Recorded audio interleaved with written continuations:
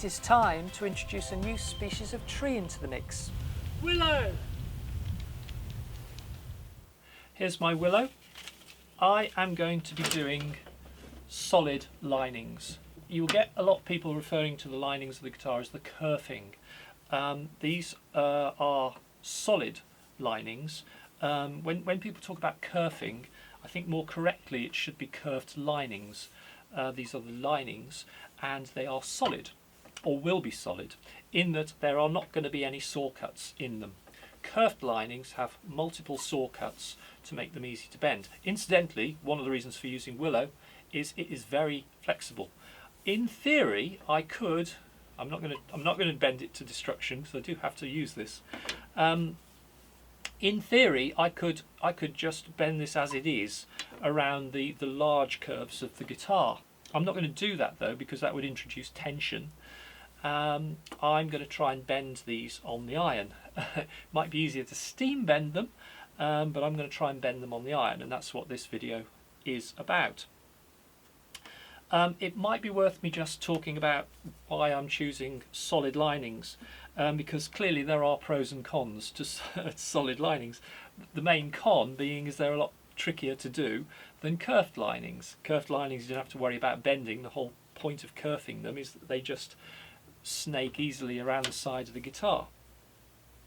I think though that solid linings have some advantages. Stronger. It is one piece of wood that has more structural integrity than if I was to start slicing through it. But also, the fact that they're solid, the inside of the guitar is smoother, and you won't get so much diffusion from the kerfings. You get a more resonant chamber for the guitar. This might be a controversial opinion, maybe. I have actually studied acoustics. I actually have a qualification in acoustics. I should explain diffusion at a very high level.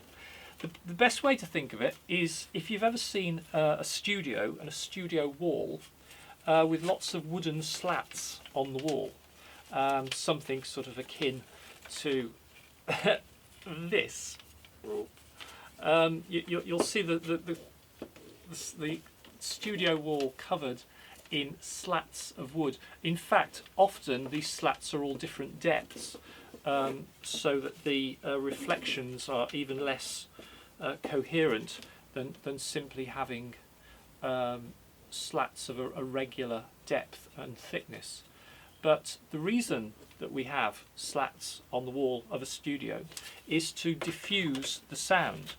If the studio wall was flat, you'd just get direct reflections off the studio wall, and it aids in the build-up of standing waves and resonant frequencies within the studio. You don't want resonant frequencies in a studio, and having diffusers on the wall diffuses the sound. It breaks up the reflections because there's lots and lots of little surfaces for the sound to reflect off, and you get multiple reflections. And if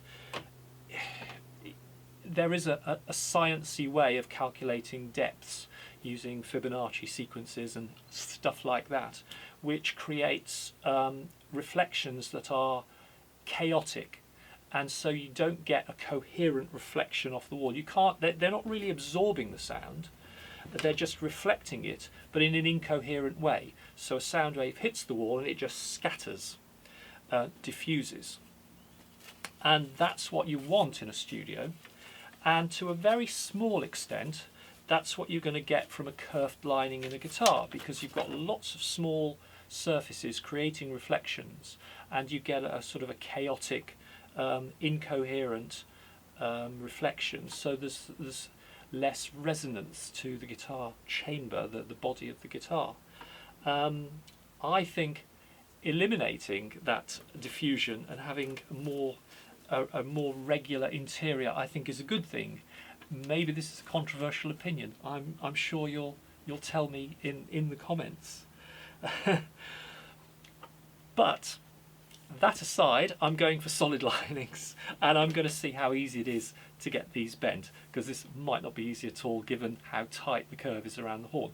If I can't get these bent around the horn, it's not the end of the world, because of course I could just put a saw kerf in at a strategic point just to ease the bend, but hopefully I won't need to. I've never tried bending willow before, so this is an experiment. Let's give it a go and see how we go on. Also worth mentioning that another reason for using solid linings is they look nicer, and to that end I'm just going to tighten them up a little bit. It's a bit awkward planing such whippy things, but I think I've got them held down reasonably well that I can... oh no, maybe not. This is going to be a little tricky, trying to get them clamped on the edge of my desk when there's a drawer in the way here. Did I just say desk? I keep calling my bench a desk. I think I might need to use a smaller plane actually. I'm not trying to get it absolutely flat, I just want to neaten up the edge.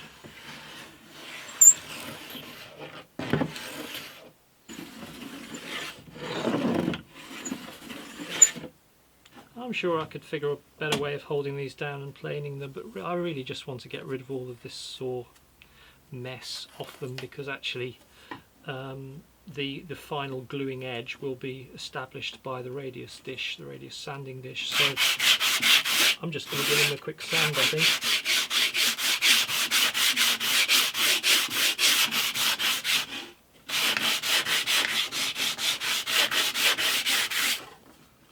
There does need to be one reasonably good gluing side, and all of these seem to have a planed side and a sawn side, so I'm going to just take the plain side and just give it a quick going over with the sandpaper.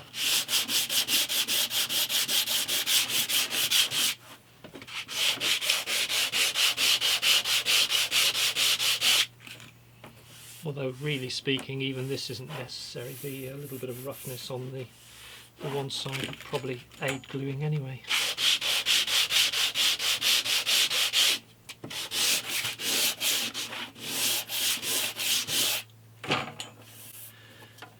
Knot mark there, whether that's going to break when I bend it, I don't know. But we might be able to get away with just using this part of it. You will notice I've taped a 2mm strip of UPVC to the inside of the mould. This is standing in for my sides. There's no way I'd want to be clamping the potentially wet linings, damp linings. They are soaking for an hour, although they're going to be dried out on the heating, but there might still be some moisture in them. I wouldn't want to bring the linings into contact with the sides until the linings have dried and settled down. I don't want to be stressing the sides, so the UPVC is taking the place of the sides. I guess I could have fitted the linings to the raw mould, but this inside accounts for maybe 5 or 6 millimeters shorter this way, so we'll get a better fit. And of course the UPVC also protects the mould against the moisture in the linings, so I think this is probably a good idea. This has been soaking for an hour. I'm going to use the bending strap and I'm going to clamp it on here. I didn't get on too well with the bending strap on the side because I think it takes away some of the feel, but I think it'll be a big advantage here. This is a lot thicker, and one of the things that the bending strap does is it prevents the side that you've got it attached to from stretching, so all of the bending is done in compression. Which is a big advantage, particularly when you've got a tight curve like this. And of course this curve is going to be tighter than the curve that the side was bent to. The strap also helps to reflect the heat. The bending is all about heat. The water helps transfer the heat through the object. There's some steam generated as well, which further diffuses, but the strap will help get the heat contained within the body of the wood. It will reflect the heat back and hopefully heat the wood up more uniformly. So I think a definite advantage in this particular case using the strap, even though I don't particularly like using this particular strap. It would help if I had one slightly thinner, but we'll see. I've clamped the Willow onto the bending strap just to make sure that that edge really is restrained and it can't actually stretch. Let's go for it.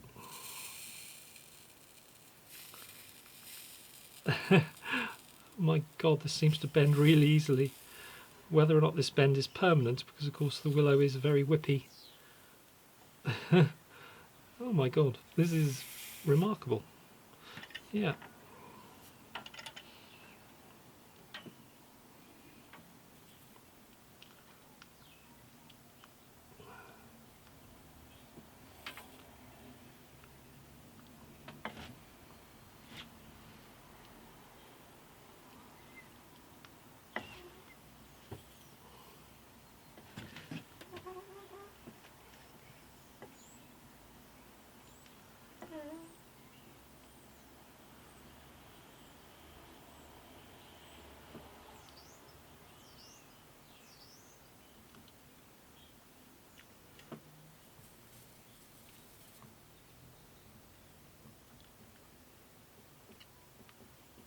Slightly awkward with the clamps on, because I've now got the clamp in the way, but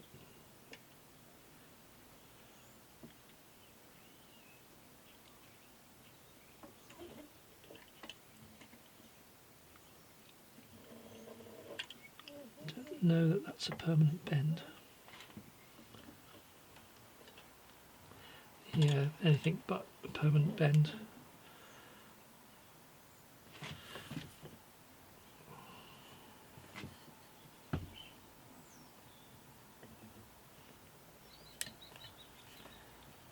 I should probably be wearing gloves.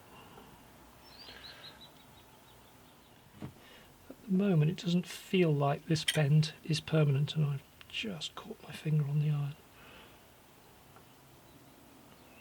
It's bent a little bit too easily.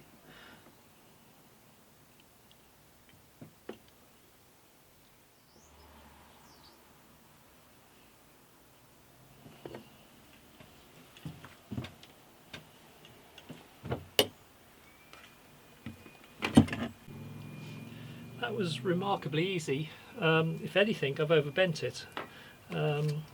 It's of course it is very flexible, the Willow, so I'm really happy with that. So let's just carry on and do the rest of it without the bending strap.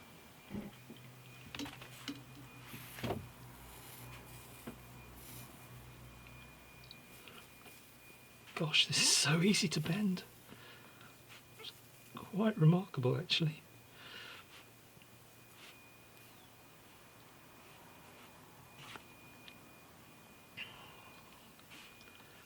It instantly goes like plastic.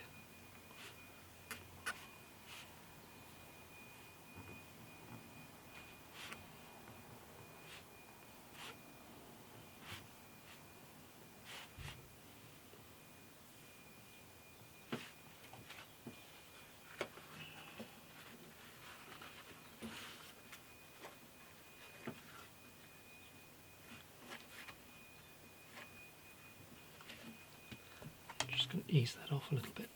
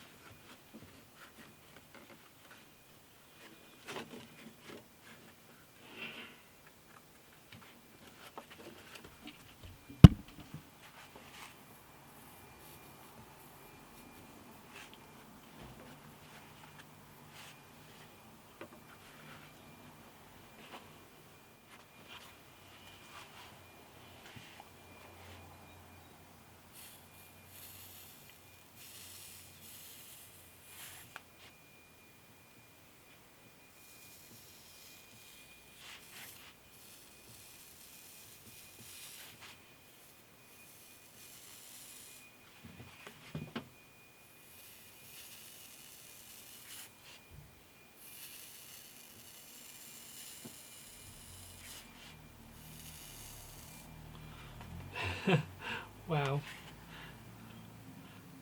that is so easy. If only the sides were like this. It's probably about there actually.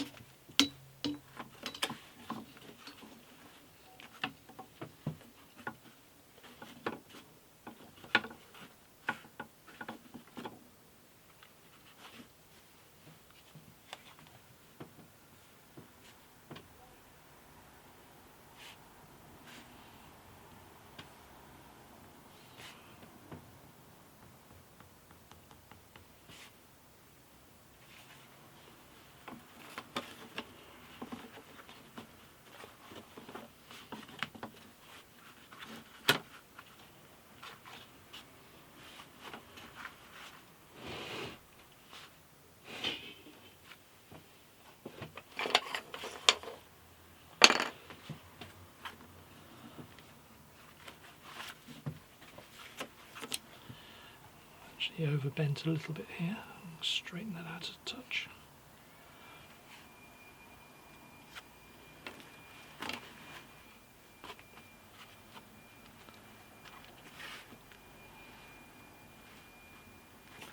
And then we just have to put a slightly tighter bend in the end here.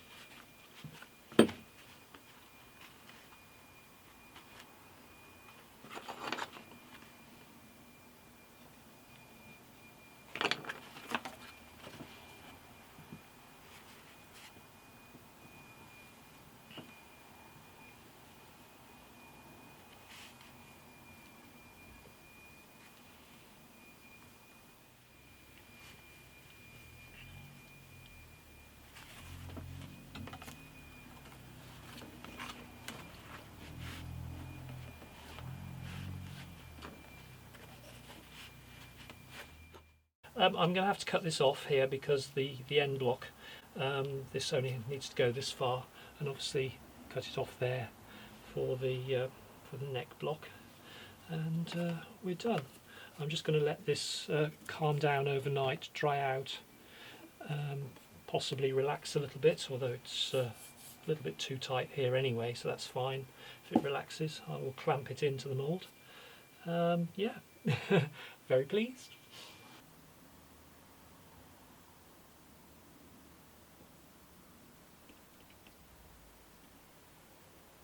That was amazing. That was so easy compared to bending walnut. There was a couple of things that astonished me about Willow. I feared that because it was so springy, it would just spring back when it's off the iron and wasn't going to maintain its shape. But the reality is very different. It goes like butter. And I think the thing that astonished me is how quickly it gets to the point where it wants to bend. You've only got to touch it on the iron and it's already bending. I had this soaked. I soaked it for an hour, so it was saturated with water. Water's a good conductor of heat. It also, of course, turns to steam. So I guess the heat transfers through the wood really quickly. I don't think I needed the bending strap on the edge of this, although it has given a lovely smooth bend with absolutely no tear out. I think I could do the others by hand. I'm not going to do those now. because I haven't soaked them. I'm going to have to wait another hour for them to get saturated, and I haven't got the time to do that today. Whether or not you see me bending the other pieces, because it's just going to be the same process, I don't know. What you will see me doing is sanding a bevel into this so that it blends nicely into the side of the guitar, and obviously gluing these into the guitar. That will be in a next video, or maybe next but one or something, but do come back and follow the build. And yeah, onwards and upwards, full steam ahead. Yay!